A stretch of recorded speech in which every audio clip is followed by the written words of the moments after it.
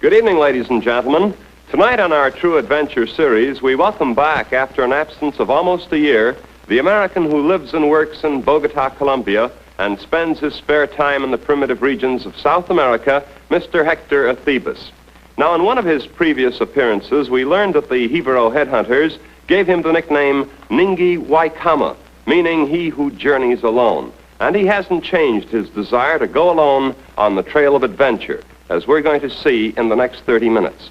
Our true story adventure features the return of Ningi Waycama. Bold Journe, your television passport to the exciting, colorful world of adventure. To begin tonight's true story adventure is Jack Douglas. I'm sure that not many of us have had the chilling experience of visiting a strange town only to be asked upon our arrival how soon we could be expected to leave. Well, our soft-spoken senor from Bogota was confronted with this exact discomforting situation when he entered the village of the Kogui Indians of Colombia, a tribe of Indians who not only know the value of gold, but live in suspicious fear that every newcomer to their village may really be after their solid gold artifacts. This is but one of the many interesting highlights of tonight's colorful journey to Colombia, documented by the young man who makes his home in this nearby South American republic, Mr. Hector Acebes, formerly of New York City.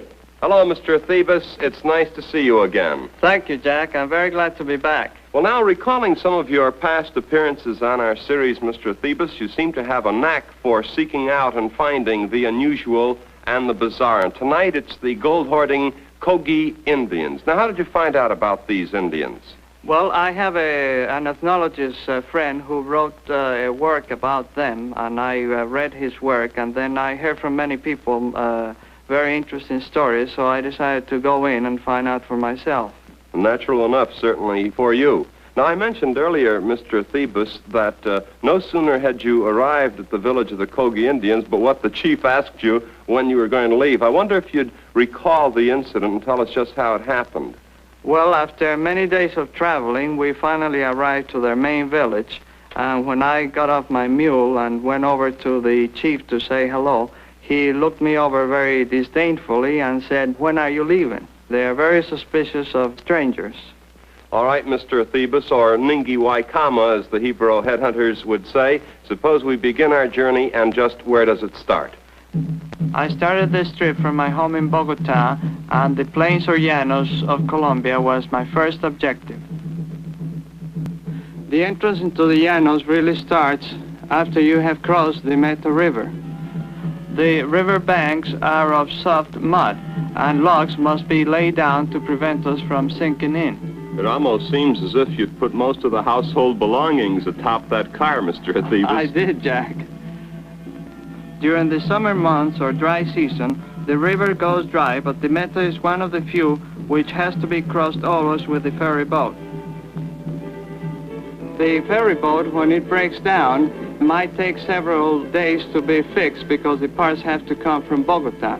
And this is very annoying when you arrive at the bank of the river and find that you have to stick around for several days before you can cross it. The last civilized outpost is Puerto Gaitan. At this little village, I gassed up for the last time. We not only filled our tank, but also spare drums, which we carried on the roof of the car. This was the last place I could be sure of getting gasoline for the rest of the trip. This is also one reason why I use this small car, which uses very little fuel. The llanos, or plains of Colombia, extend all the way from the foot of the Andes to the Orinoco River and are like the pampas of Argentina, or perhaps like your own plains of the Midwest. However, strangely, there is one section on my route of these small hills. The Serranía, so called because of the contrast with the rest of the terrain, which is completely flat. That almost looks like volcanic rock or ash of some kind. No, I don't think they are of volcanic origin. I don't know how they are formed. It's very strange. The small car I was using on this trip had a rough going at times, and maybe I should have given it easier treatment. I was sorry later. About 150 miles in the interior, the car broke down, and I looked about myself, and all I was able to see was a sea of dry straw. As far as the eye could see, nothing. I knew I was in an area where there were large farms, and somebody was bound to come along this way. I climbed to... Well, there was nothing much I could do then there to repair it, so I climbed to the roof of my car and waited for someone to come along out of this big space. Sure enough, help was on the way, welcome enough, even though it was just a little girl. She had a mule and a funny little cart. Well, if that was a cart, it certainly is the most unusual thing we've ever seen of its type. Well, I never did really find out what they used it for. She thought it pretty funny when I suggested that we tie the cart to the cart. But the combination of that little girl, the mule, and me did the trick.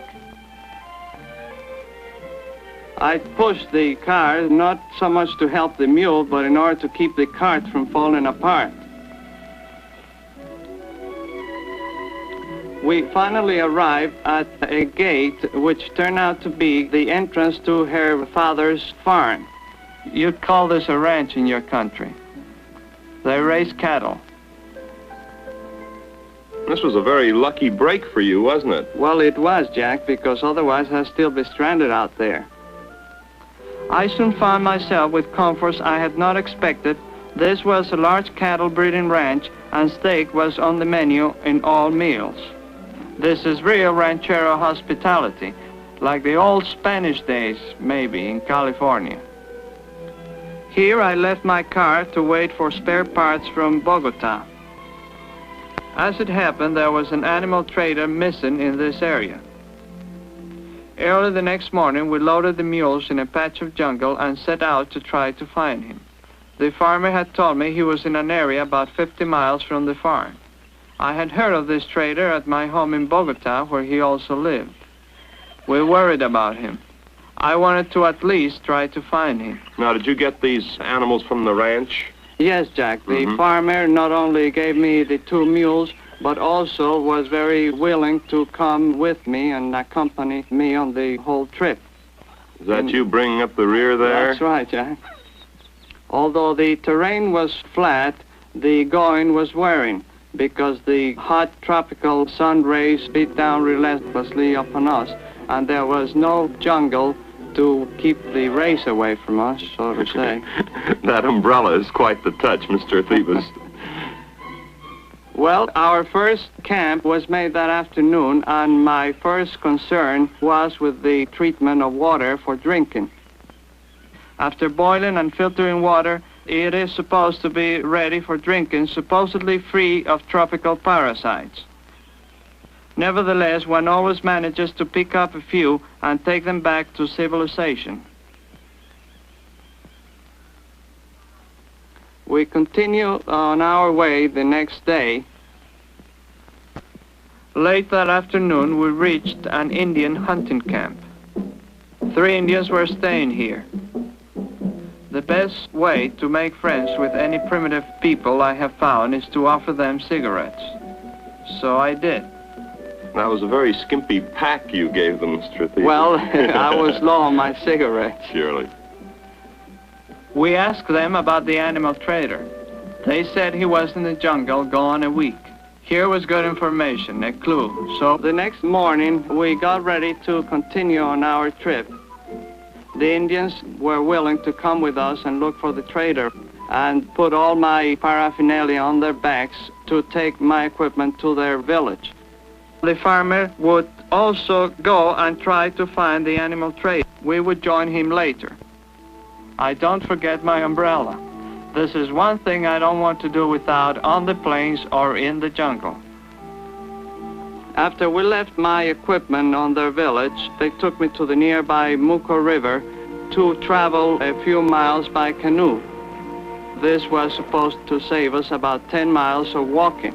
And as you can understand, Jack, I was all for it, for I was pretty tired by that time of so much walking. We came to a beach where we abandoned the dugout.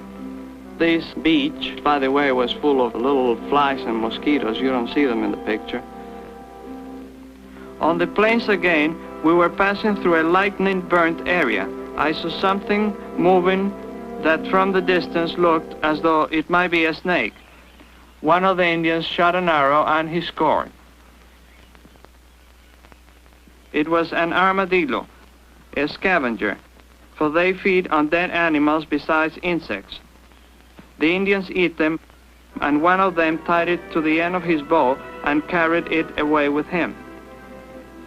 When we finally met with the farmer, he had a surprise for us. He told us that the animal trader had gone back to Bogota with an anaconda he had caught, but that he himself had gone hunting for one and found a pretty big one and shot it. The skin was valuable to him, and he would take it back to the nearest civilized place to sell it. An anaconda is a huge South American snake, and this is the biggest I had ever seen. Two of the Indians wouldn't have anything to do with the anaconda because of their belief that their small children would die if they touched it. The third Indian had no children, so I managed to persuade him away from the superstition. The anaconda was pretty heavy. It weighed about 300 pounds. Good grief. And the length was some 18 feet. And since two of the Indians wouldn't even touch it, naturally they wouldn't help us. Of course, these Indians can be a little crafty. Sometimes it's rather nice to have some superstitions that enable one to get out of some work, isn't it? Yes, Jack, maybe the Indians are smarter than we think. After the car was fixed, I traveled north and into the northern part of Colombia towards the Koguis. Traveling in the dust, my windshield became so dirty it was hard to see. So I solicited the help of this Guajira Indian woman. How is this for super service in the desert? I'm proud of it. I continue on my way to the little village of Dibuya. Dibuya is located on the Caribbean coast of Colombia. Its people dedicate themselves mostly to the raising and care of their banana plantations. I went to the banana plantation to get tree-ripened fruit. It was delicious. Two of the kids of the village asked me if they could go into my car. It was quite a novelty to see such a small car. But then I found half of the kids of the village inside of it. The two kids said all were their relatives, and they couldn't offend them by not inviting them. This looks a little bit like the old circus act, doesn't it? Certainly. Some of them weren't very happy about being taken off, but I was afraid they would get hurt, especially those that were on top. Actually, I like kids very much. I have 3 of my own back home in Bogota. Oh, there's still a little girl in there. And they even managed to get a pig in, too. The baby of the crowd even brought her own doll as her guest. The big excitement in Dibuya was the donkey race, and I intended participating on it if I could ever get the donkey off the starting line. But as you can see, Jack, I was having a tough time convincing him that we were on a race. They're coming around the second stretch now. They're all youngsters, aren't they? Yes, Jack, all of them.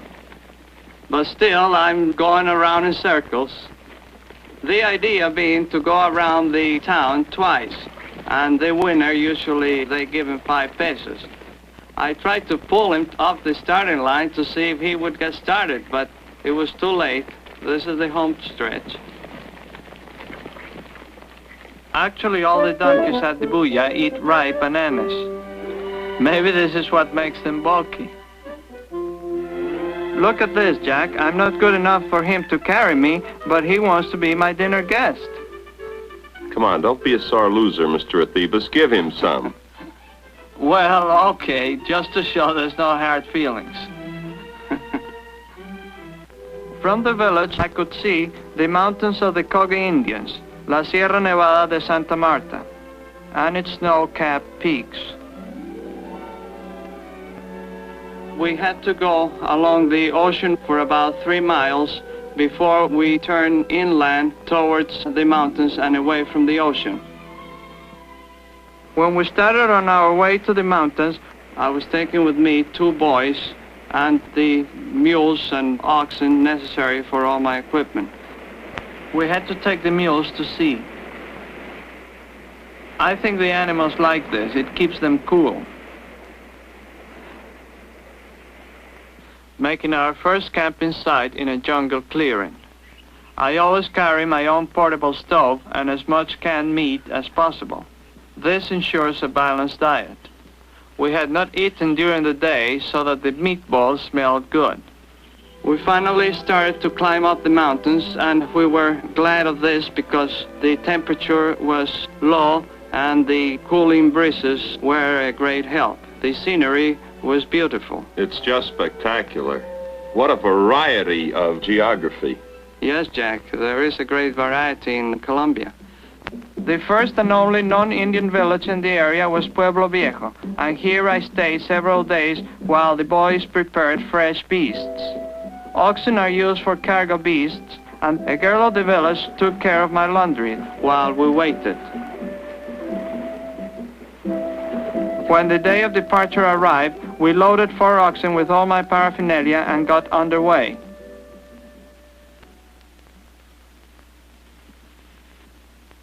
Going along the narrow mountain path, I came to a strange-looking bridge. This was engineered by the Kogui Indians. It was surprisingly well made. It is braced on either side of the river. The handrails are saplings mounted above the log. I thought good enough for the mule and myself to go over, but the mule wouldn't budge. I got off my mule to inspect it. When I convinced myself of its solidity, I tried to convince the mule too. Mules certainly don't understand me. I don't know why. I'm not heavy. I feed them bananas. I keep them in the shade of my umbrella. I guess I just don't have donkey appeal. Finally, I had to go down to the bank of the river and fjord the river. The first Kogui village. There was complete silence and a lack of movement of any kind. There should have been over 100 Koguis living in this many huts. I figured then that they were afraid I was another gold hunter. So I withdrew and continued on my way to the main Kogui village. I stopped at a turn on the trail to look back. Behind the Kogui village was a great peak called El Plateado, the silvered one. When the light rays hit it at a certain angle, it shines like silver. Actually, there's no silver on that mountain, though. The village seemed to be abandoned. The mystery was these huts looked freshly inhabited. The Koguis must be around. It has an almost eerie feeling, doesn't it? It certainly does. Sure enough, below, Kogis started to reappear, apparently going about their normal activities. They were avoiding me, because certainly I called to them when I entered the village and nobody came out. I decided to give up on these Kogis. It would be futile, perhaps even dangerous, if I tried to bring them out. Our trail took us over very high mountains, even above the clouds. One of my guides called this the treasure stone. The non-Indian people claim that it has a door that leads to a treasure hidden by the Kogis. It was supposed to be a treasure hidden there by the Indians to keep it away from the Spaniards. All I could make out of the supposed door was a large crack on the surface. Maybe this is where the legend about the Kogui gold started. Only a few miles separated us from our destination. And when we finally reached the main Kogui village, a few Indians came out to greet us. I tried to be friendly on our meeting, but they seemed suspicious of me. Most of the population of the village was gone. That probably was because they heard of my coming. They dislike strangers immensely, especially if they are foreigners. I was shown to a hut that was to be my abode while I stayed there. One of the main characteristics of these Indians is their constant use of coca. Coca leaves are their stimulant. The coca is combined with lime, which is kept in those contraptions, which is really a calabash, and taken into the mouth by means of a stick. Look at those faces. Very intelligent, but such poor garments. It doesn't look as though they're rich enough to have gold. I began to think that maybe this talk of gold was just a myth. Yet I knew the early Spanish who were after gold and silver had driven these people up into the mountains. They did have one piece of machinery of their own, a sugar mill. This mill was used for crushing the juice out of the sugar cane for making guarapo, a strong fermented intoxicating liquor. One of the older Indians asked me to borrow my stove, and I was very glad to let him play at it. He thought that it converted what he called smelly water into fire. The smelly water, of course, was the gasoline. He was having a tough time, and he tried to light it, and well, he tried to move every little gadget that he saw on it. When the whole stove caught fire, he was quite proud of himself. Ah, he said to himself, wonderful, I got water to burn. An Indian was put by my door all the time I remained in the village. He was very friendly, but whenever I went, he followed me. He was my constant companion. Even on my early morning shave, he would be there watching, always pleasant, but always watchful. One afternoon, I headed towards their holy place. They didn't allow me to enter, so the closest I ever managed to get to this holy meeting place was on a hill behind it. Before leaving, I sat with the chief and promised him I would be back another year. And since they knew I wasn't looking for their gold objects, they would probably show me more of their life. We went back over the long, narrow trail bordered with cliffs. I stopped before a turn to look through the clouds to the land of these odd Kogui people who seemed to be completely happy in their isolation. Thank you very much, Mr. Acebes. Now, let's establish some facts. You did not actually see any of this gold that the Koguis are supposed to have, or any objects that you thought might have been made of gold? No, Jack, I did not. And I'd assume that the Koguis did not make any boast that they had any gold. No, they did not. Well, then I think, Mr. Acebes, it would be only natural for me to ask what evidence you have that these Koguis are gold hoarders. Well, several people that have gone in there have come out with some gold objects made by them. And there was a man who stole a gold idol and was killed by the Indians. I see. And you know these as facts, and there's no doubt in your mind that the Koguis do have gold. I have no doubt about it, Jack. I see. Now, while on the subject of the Kogui Indians, we couldn't help noticing in the films just a few moments ago that their dwellings, their structures, were so similar to the African huts that we've seen so often. As a matter of fact, even on one of your previous appearances. Now, do you think, Mr. Acebes, that this African influence probably dates to the Jucas of the Guianas? Yes, I believe so. As you know, the Guianas are very near to Colombia, and probably the word and the way of working things got from one tribe to the other until it reached the Koguis.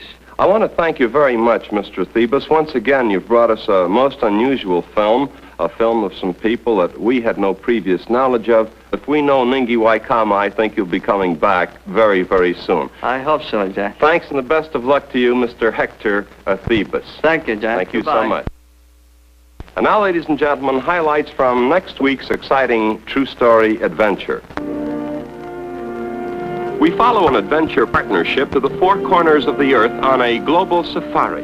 Mr. Martin McGowan and his son John of Glenview, Illinois, begin their journey scouting Arctic polar bear by small plane. Next, South America and a trek through Mato Grosso jungles for a risky visit with Chavante Indians. The McGowans are photographers, so Africa follows to find menacing hippos and fighting elephants.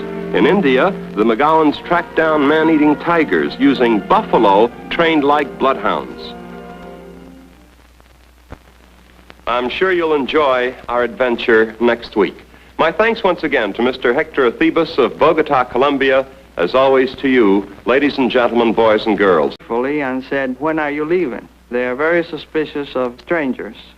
All right, Mr. Acebes, or Ningi Waycama, as the Hebrew headhunters would say. Suppose we begin our journey, and just where does it start? I started this trip from my home in Bogota, and the plains or llanos of Colombia was my first objective. The entrance into the llanos really starts after you have crossed the Meta River. The river banks are of soft mud, and logs must be laid down to prevent us from sinking in. It almost seems as if you'd put most of the household belongings at... Good evening, ladies and gentlemen. Tonight on our True Adventure series, we welcome back, after an absence of almost a year, the American who lives and works in Bogota, Colombia, and spends his spare time in the primitive regions of South America, Mr. Hector Acebes.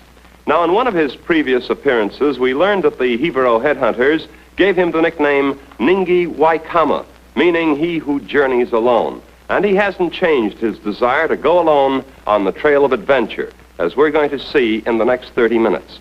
Our true story adventure features the return of Ningi Waycama. I have an ethnologist friend who wrote a work about them, and I read his work, and then I heard from many people very interesting stories, so I decided to go in and find out for myself. Natural enough, certainly, for you. Now, I mentioned earlier, Mr. Acebes, that no sooner had you arrived at the village of the Kogui Indians, but what the chief asked you when you were going to leave. I wonder if you'd recall the incident and tell us just how it happened. Well, after many days of traveling, we finally arrived to their main village, and when I got off my mule and went over to the chief to say hello, he looked me over very disdainfully. That every newcomer to their village may really be after their solid gold artifacts. This is but one of the many interesting highlights of tonight's colorful journey to Colombia, documented by the young man who makes his home in this nearby South American republic, Mr. Hector Acebes, formerly of New York City.